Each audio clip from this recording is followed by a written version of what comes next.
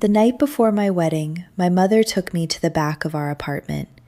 It was a small place, 2 rooms for 5 people, but she found a corner where my father and brother could not hear.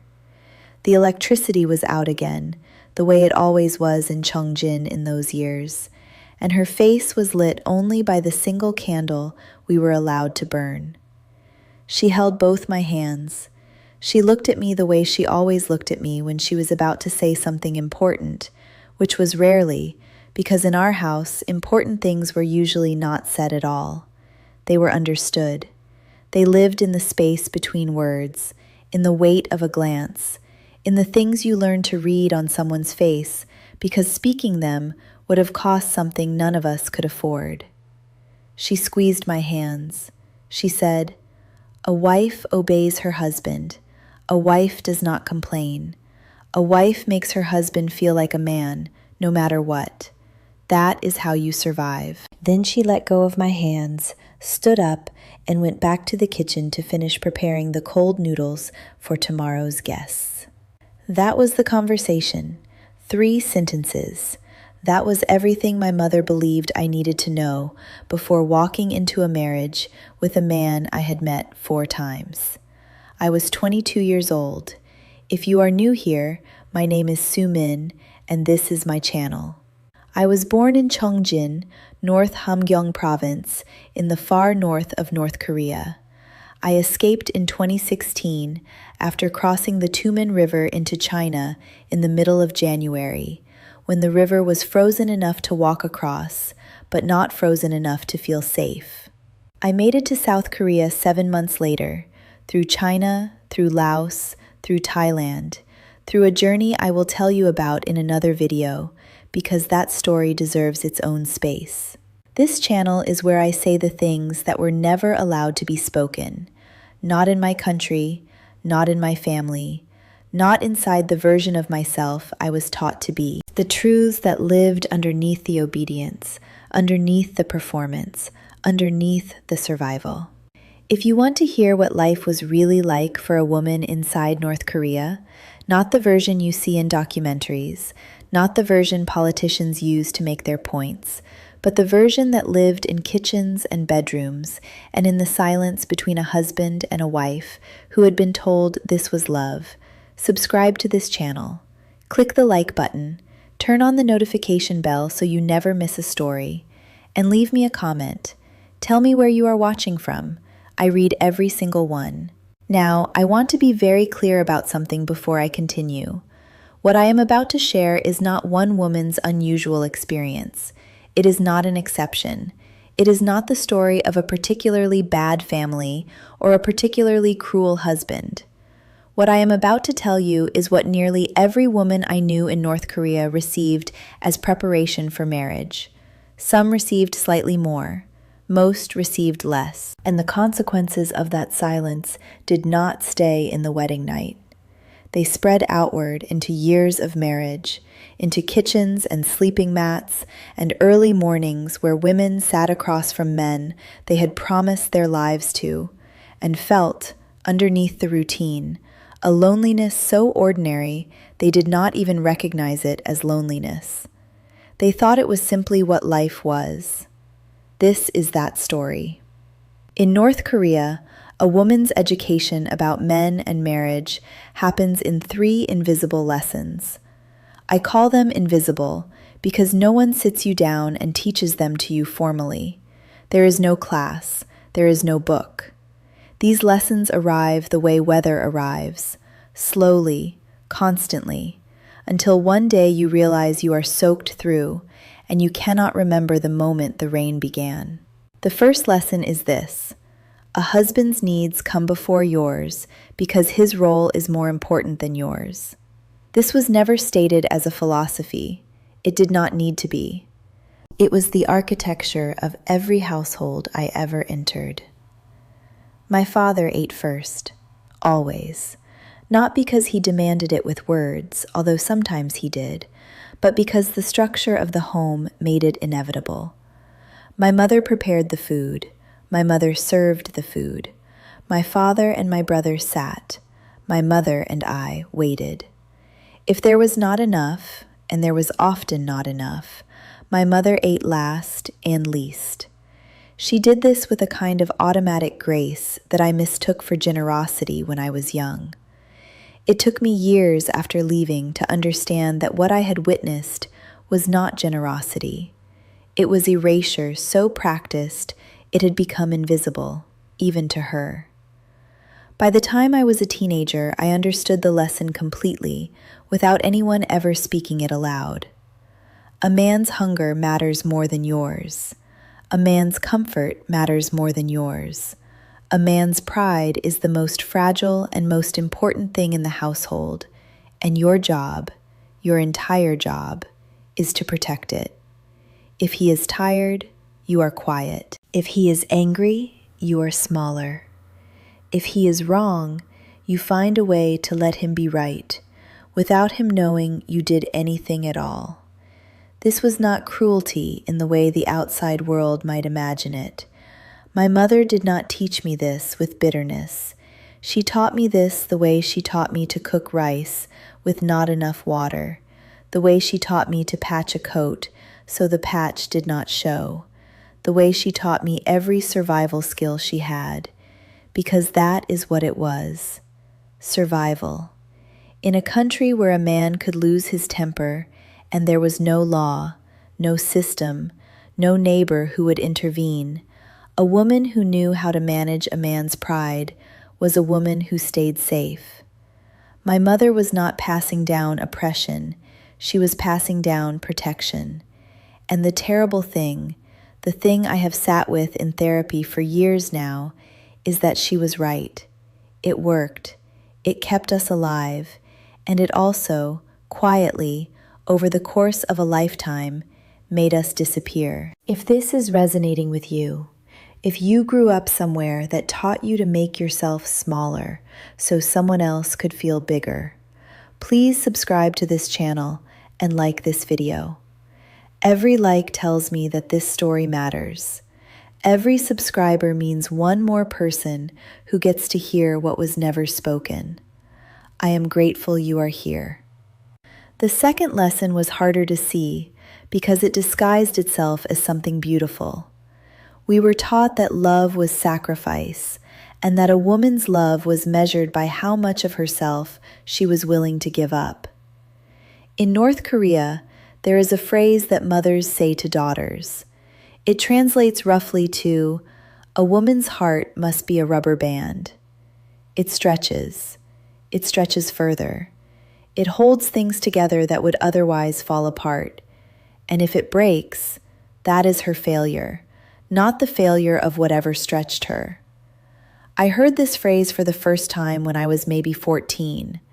A neighbor woman, Mrs. Park, was sitting in our kitchen with my mother. Her husband had come home drunk again.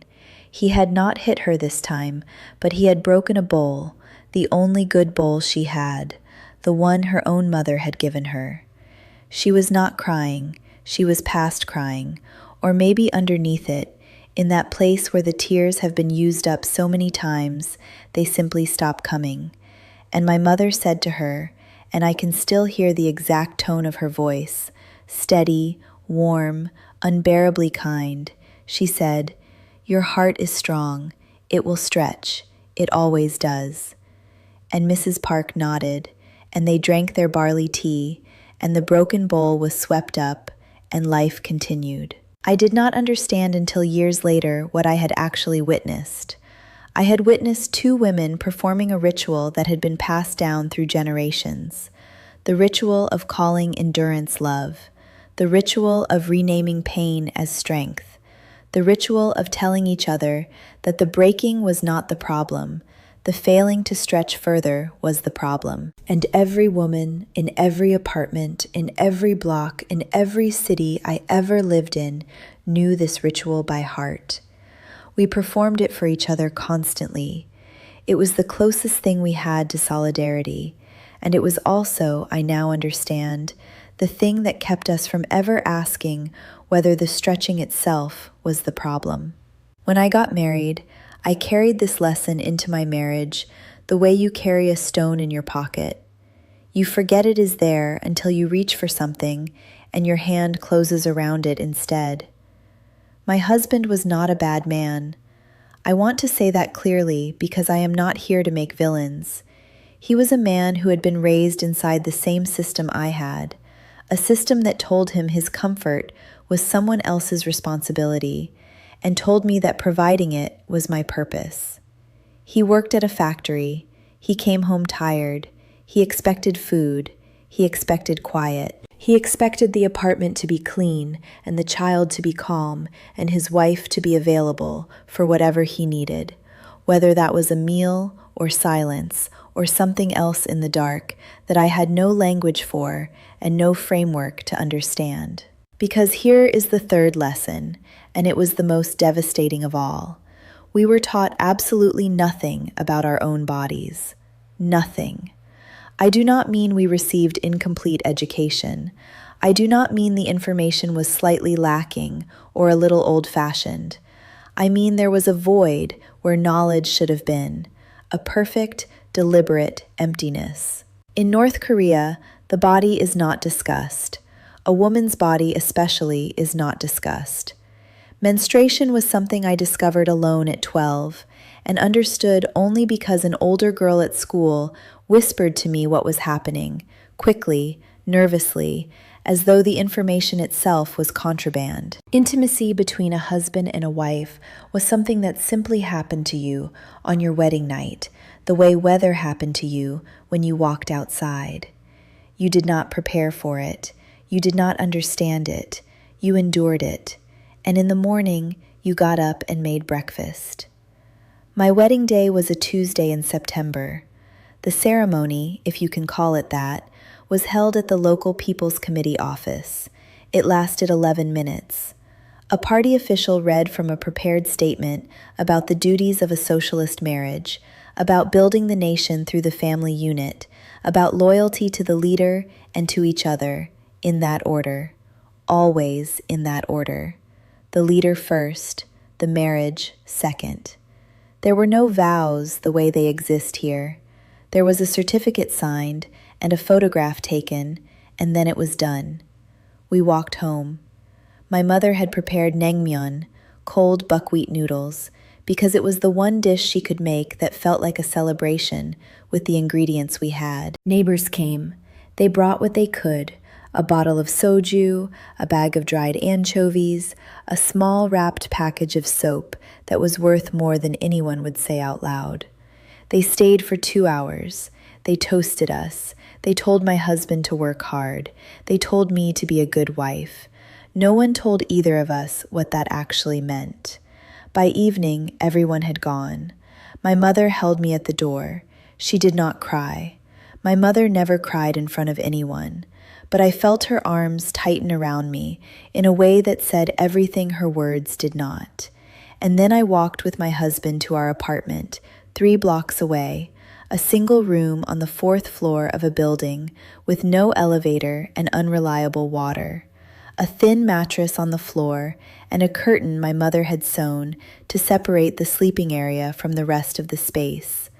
The electricity was out, the way it was most nights. My husband lay down beside me in the dark, and what happened next was something I have only been able to speak about in the last 2 years.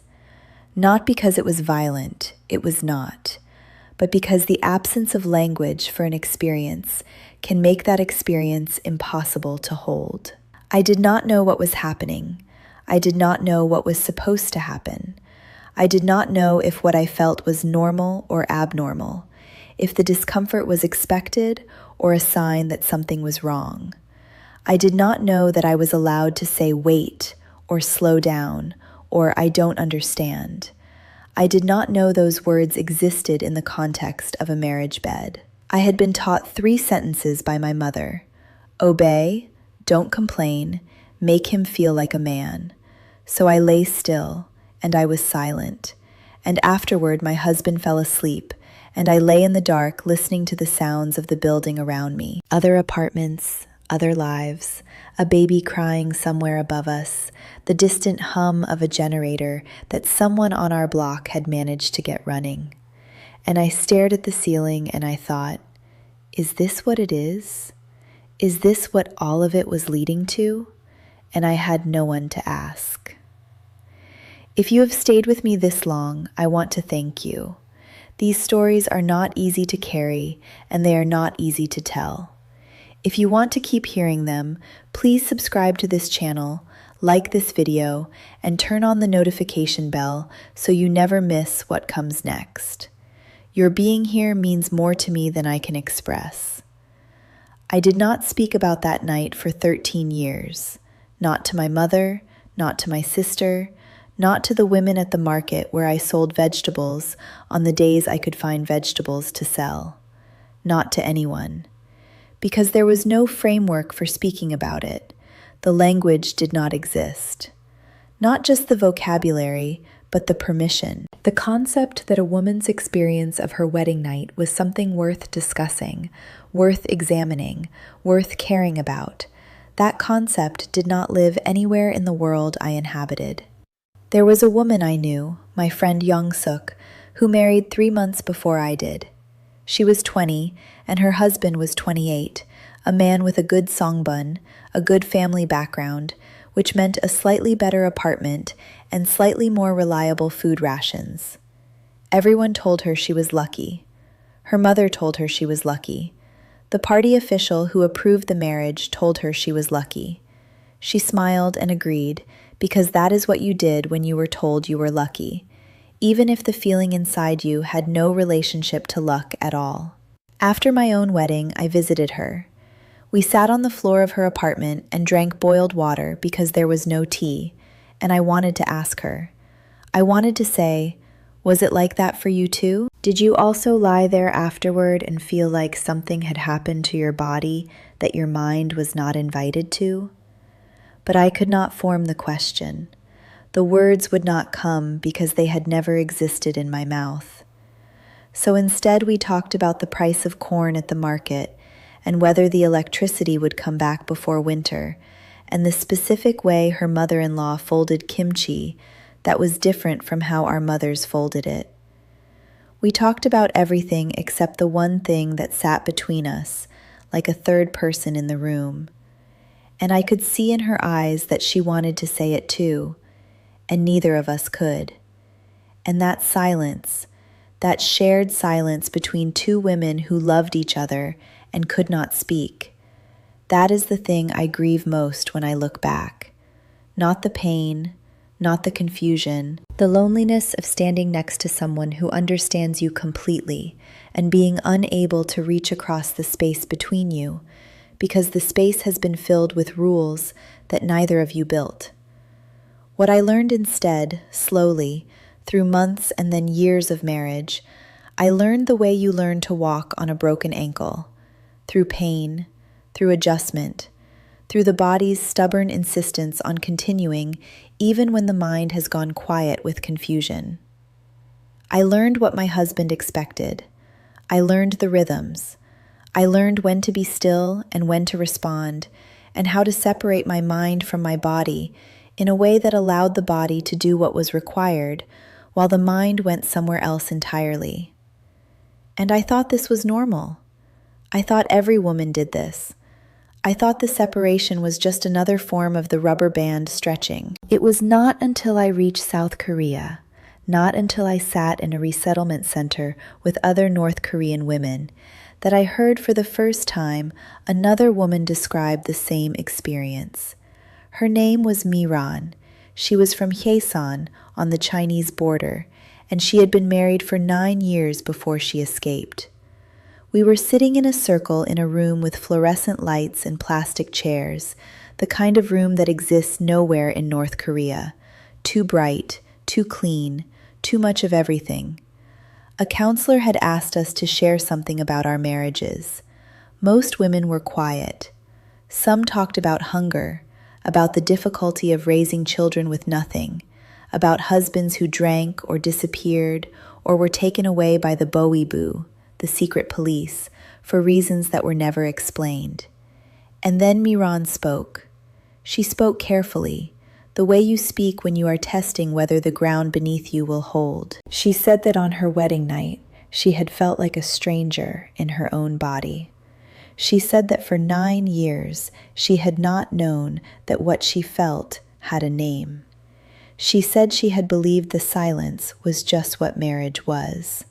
And something in me broke open, not dramatically, quietly, the way ice breaks on a river in spring, a crack you can barely hear, and then another, and then the whole surface begins to shift. I looked around that circle of women, and I saw it on every face. Recognition. The shock of hearing your own secret spoken by someone else's mouth. We had all carried the same silence. We had all believed we were the only one. A counselor at the center told me something I think about almost every day. She said, "You were not unprepared because your mother did not love you. You were unprepared because the system needed you to be." She said it gently, but the weight of it was enormous, because she was right. A woman who understands her own body, who has words for her own experience, who knows that her comfort matters and her pain is not simply the price of being female, that woman is harder to control. That woman asks questions. That woman might say no, or not yet, or this is not right. And a woman who says those things is a woman who disrupts the order of a household that was built on her silence. The ignorance was not an accident. It was structural. It was load-bearing. It held everything else up. And it had been passed down so carefully, mother to daughter, generation to generation, each woman teaching the next exactly what she herself had been taught, that no one in the chain ever stopped to ask whether any of it was kind, whether any of it was honest, whether any of it looked anything like love. I want to say one more thing before I finish. I do not tell this story to make you angry at North Korean men. I do not tell it to make you pity North Korean women. Both of those responses, anger and pity, are too simple for what actually happened. The men I knew, my father, my husband, the men in my building and my neighborhood, they were also living inside a system that had shaped them into specific kinds of people. They had been taught that strength was silence, that authority was control, that a man who showed softness was a man who invited danger. They were surviving too, in their own way, inside their own prisons. The walls were just built differently. But I tell this story because I know that what happened to me did not only happen in Chongjin. There are women right now, tonight, in countries and communities and families all over this world who are being handed silence and being told it is preparation, who are being given 3 sentences at a kitchen table or no sentences at all, and being sent into marriages and beds and lives they have no language for, who will lie in unfamiliar darkness, asking questions they were never given permission to ask. I want those women to know what no one told me on that September night. Your body is not a mystery to be feared. It is yours. You are allowed to know it. You are allowed to have questions. You are allowed to say, "Wait, and I need time, and this does not feel right." Those words are not disobedience. They are not weakness. They are not a failure of love or duty. They are the most basic thing a person is owed. I was 22 years old when I lay in the dark beside a man I barely knew and had no words for what I needed. I am not 22 anymore, and I will spend as long as it takes to make sure those words exist here, out loud, in a place where anyone who needs them can find them. Because the silence was never virtue. It was never strength. It was just silence. And silence, I have learned, is the loudest way to disappear. If this story touched something in you, tell me in the comments. Tell me what stayed with you. Tell me your story if you are ready. I read every single one, and you are never as alone as the silence made you believe. Subscribe to this channel. There is so much I have not said yet. Until next time, your voice belongs to you. It always did, even when they trained you to swallow it.